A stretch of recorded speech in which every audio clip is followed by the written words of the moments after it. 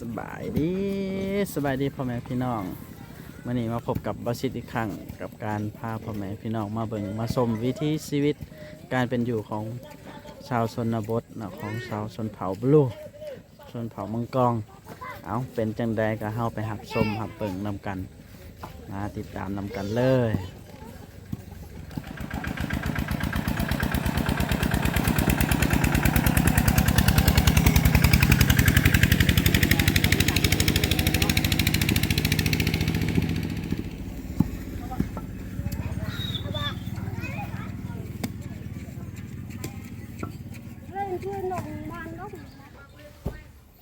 ยันสารบ้านซองเนาะ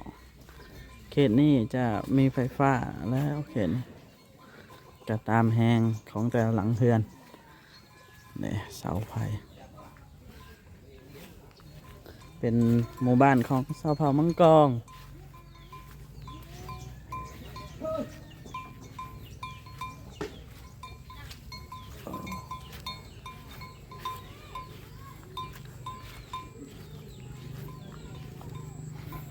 วิถีชีวิตการดำรงชีวิตแบบดั้งเดิมเป็นบ้านเก่าบ้านแก่นะพี่น้อง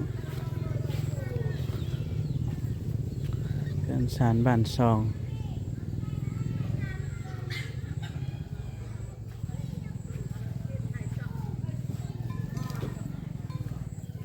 เป็นบ้านติดเส้นทางแดง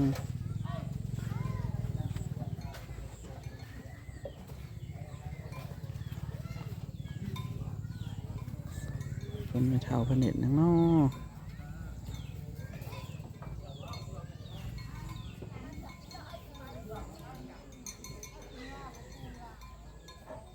แป๊บจะไหนไปเบิ่งเขาตักน้ำ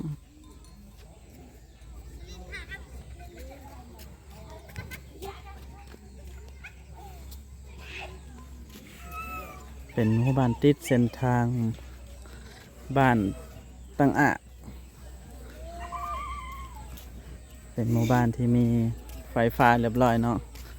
เรือนชานบ้านช่องเก่าแก่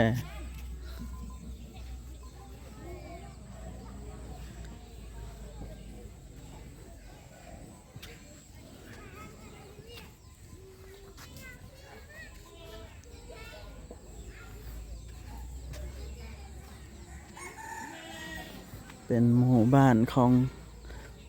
พี่น้องชนเผ่ามังกรเขตเมืองนองแขวงสวรรณเขตพี่น้องมีการดนมาเยี่ยมยามเขตบ้านนี้เถอะนึง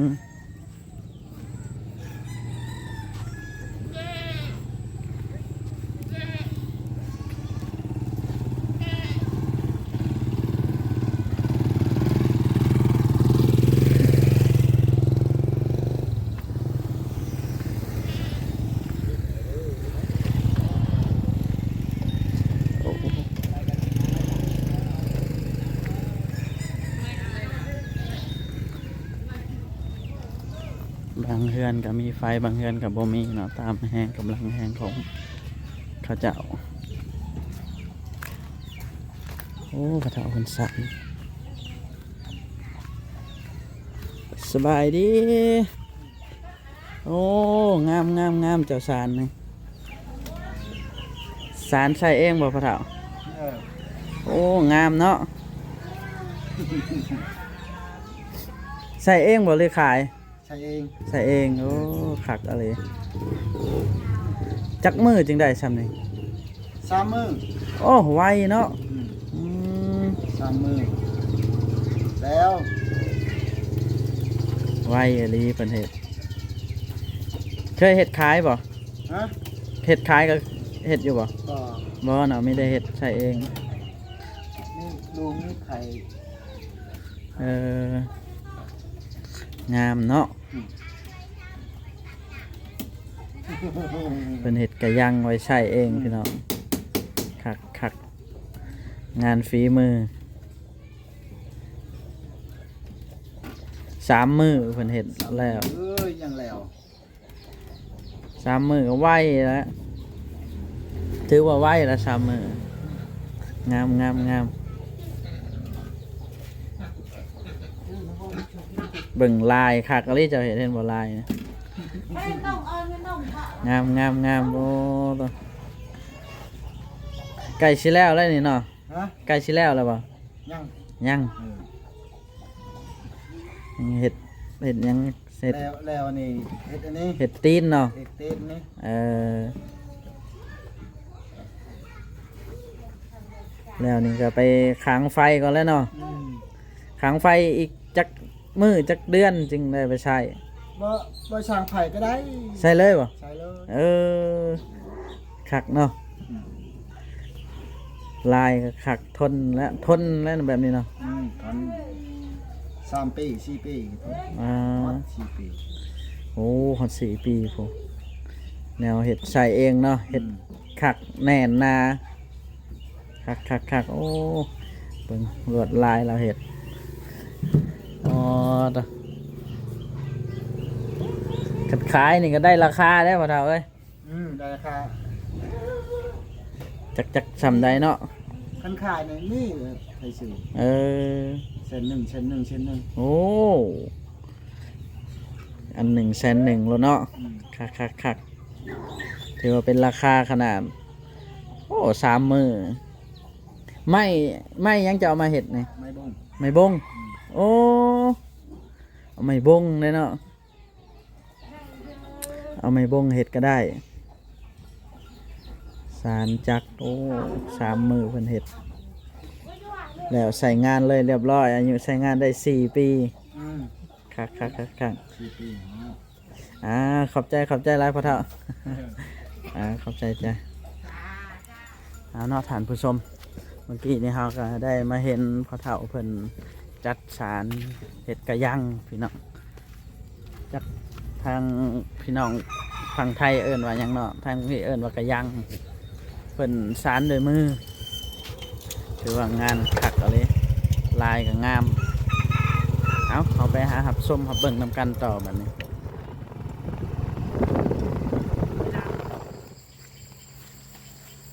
มือนั้นคนตักหุ่มลายด้วยเหนื่อยแล้วไม่เท่าจน แตงอ้อย ได้ยังเมื่อไม่เท่าคือลายแท้ จูแต่สไลด์ป่ะเจอบ้าง มาแต่ให้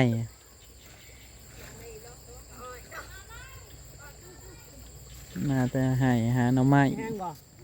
ลูกผู้เท่าไรนี่ลูกผู้ที่เท่าไรอยู่ท้องนี่ผู้ที่2บ่หรือผู้ที่1 โยลูก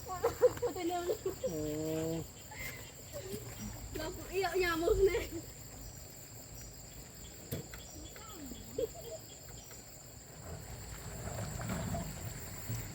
เป็นอ่างเป็นวังอยู่ในอันนี้เนาะ สร้างเอาน้ำกินโดยเฉพาะ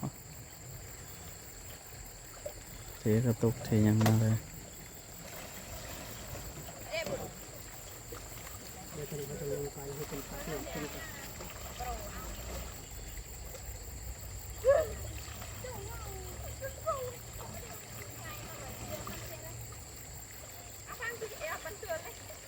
อยู่กลางทงนาเลยนะ กลางทุ่งนา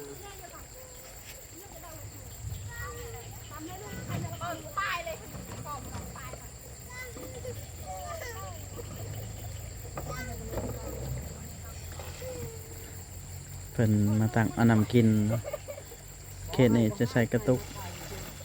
จะหน่อยให้เงินซื้อขนมเธอเงียบเนาะจ้องแก้วบุญ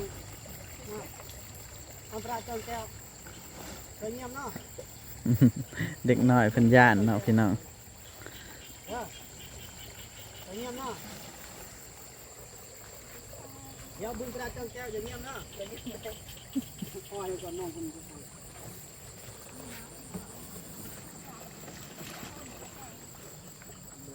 ชาวบ้านเพิ่นมาตักน้ำกินบ่ให้ละบ่ให้ โอ้นานี่เป็นดินทรายพี่ เดี๋ น้ ย อ ว ง เอาเงินซื้อขนมให้กิน อยากตามแม่ทำอะไรการกูก็เลยขายนี่ เดี๋ยวไอ้เอาเงินให้ซื้อขนมกินบ่ต้องให้เดี๋ยวเงียบหน่อยบุญประจองแก้วมาให้ ทำอ่อนอ่อนจากการกูก็เนี่ย นี่ไป แขน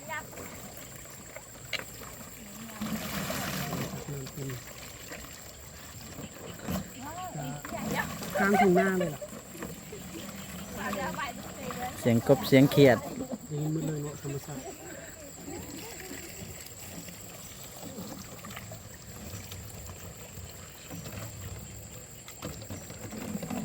ใส่ได้บ่อนนำเพิ่นเอากิ แม่ น น นะ เขาเก่าไก่ลายลูกคนจะหาย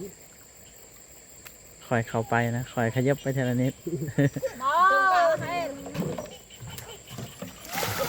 บ่ต้องให้ละบ่ต้องให้ละเดี๋ยวได้กินขน มัน ม เลยกรอบเลยกรอบให้เปียกเลยนี่น้ำเพชรต้องก็อยากเปียกปากเลยมัน เล็กน้อยในชน ไป บท เลยจะถ่ายแล้วความจุนก็เนอะยัดเยิมกันเลยถ่ายมีทำงานเนี่ยค่ะ เบิ้นเบิ้นโมให้เบิ้น ทำปักเนี่ยเลยอะไรก็มาปะเนี่ยพออะไรได้รับวะ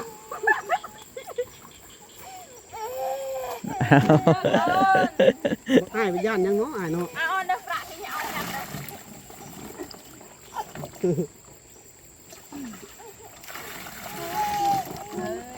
เราทีมงานเอาเข่าไก่บ่ได้เลยคนย่าน เด็กน้อยเพิ่นย่านกล้องดอกบ่แม่นหย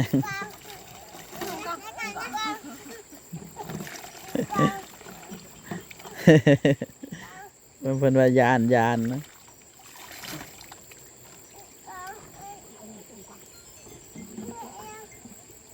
ตามแม่ก็อันท่อนหน่อยก็สบายแค่เอามาแล้วเดิมกัน เอาไหนซองงินไหนในจังแก้วไหน ไปเด้อไปเด้อ เจ้าเงียบเนาะ ไปเด้อ ทางทีมงานเฮาต้องเอาเงินไปล่อเพิ่นย่านเพิ่นให้ กระสันใหาย ฉันเข้าใกล้บ่ได้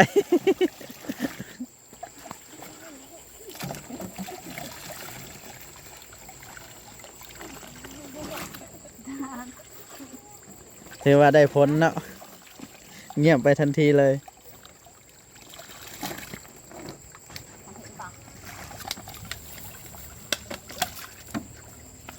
ตักเอามือเอาไปเลยกินเลยบ่หรือว่าต้มบ่สาวกินเลยเนาะอือฮึน้ำกินเนาะนี่เนาะอาบอยู่ใช่สนออาบอยู่ใช่บัดเจ้าอาบอยู่ใช่ คนบ้านคน โอ้อาบน้ำบาดาล บ่ น้ำลิ้น น้ำเซ อ๋ออาบน้ำเซละน้อง แต่ว่าบ่อนี้แหละมันบ่อตักน้ำกินเนาะบ่อน้ำกิน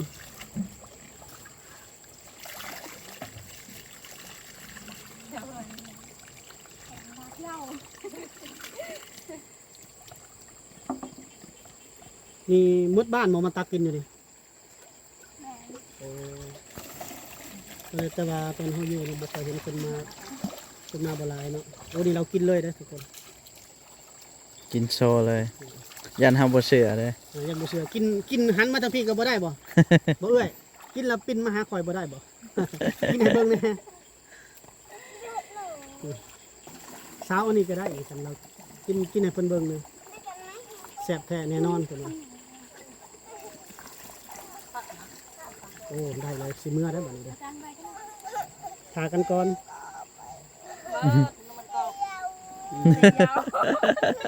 ย่านนี่แล้ว อ้าว น้อยๆเพิ่น คือว่าเอาเงินให้เรายังย่านอยู่บัดนี้ ได้เงินแล้วยังย่านเนาะ ก็ให้ อืม เป็นนำออกบ่อแล้วเพิ่นเอาท่อมาตั้งใส่เลยนะ เฮาบ่ฮู้ว่าจักท่อเนาะอยู่หลุมนี่นะมีแต่ท่อ เนาะ เดียวนี่ เห็นแต่ท่อเดียวนี่โผล่ขึ้นมา นั่นแหละนี่ก็คือ เพิ่นแล้ว ทำเข้าไปเอง บ่ทากันอีก จับเนี่ยแล้ว ทางนี้ยังอีกตุกหนึ่ง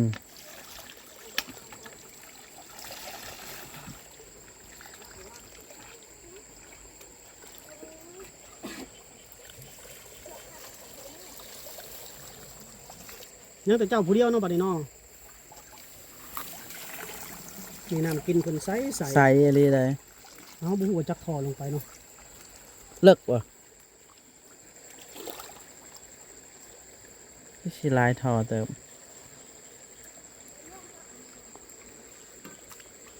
น้ำกินเพิ่นก็ใสเกินเพิ่นเจ้าจักตุกล่ะเอาจุก แล้วเพิ่นก็ หมู่ผู้มานำกันกับบริพาเนาะ เจ้าเป็นลูกไผ่บ่เนาะ แม่น โอ้มาแตะบ้านเจ้ามาแตะบ้านเลยล่ะ อาซี โอ้บ้านอาซี อืม เคยไปบ่ เคยไปบ้านอาซีอาซีทางไปแดนวิไลหั่นเนาะ อืม นายเคยไปอยู่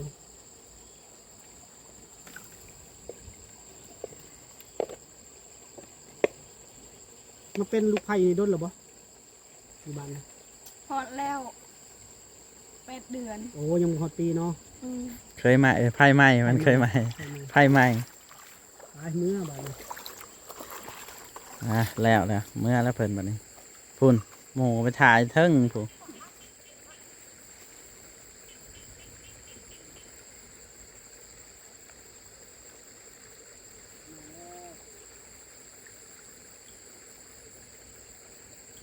ไปแล้วกลับแล้ว เดี๋ยวพวกเฮาอยู่บัดนี้ เสียงกบเสียงเขียดพี่น้อง บรรยากาศดีเนาะ กลางทงนา มีแต่เฮาสองคนนะบัดนี้เนาะ กลางทงนาพี่น้อง มาเก็บบรรยากาศชาวบ้านเพิ่นมาตักน้ำ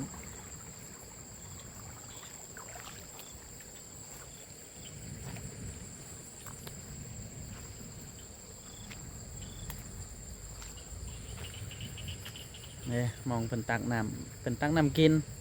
เป็นน้ำออกบ่อเพิ่นเอาท่อมาใส่ประมาณท่อ2 ท่อนี่แหละหางน้ำผุดมาแห้งอะไรจะเป็นน่าจะเป็นเพราะช่วงหน้าพ้นแน่น้ำจึงออกมาแห้งมาหลาย แต่ช่วงหน้าแรงคือสิบ่แห้งแบบนี้เนาะนี่ก็เป็นบรรยากาศที่พวกเรา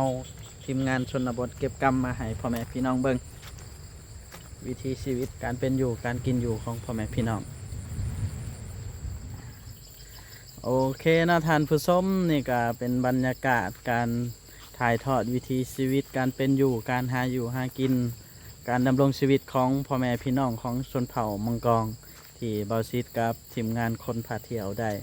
เก็บกรรมข้อมูลและพาให้พ่อแม่พี่น้องได้หับเบิ่งหับชมนำกัน เอาเป็นจังได้กะติชมบอกกะให้กำลังใจเบาซิดกับทีมงานคนพาเที่ยวมาได้เนาะเอาอีพีนี้เบาซิดกับบ่มีหยังหลายมีเพียงแต่สิขอจบลงเพียงเท่านี้ก่อนจังได้ก็ไว้พบกันใหม่ในอีพีต่อไปฝากติดตาม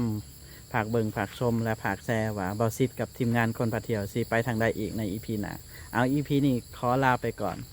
สบายดี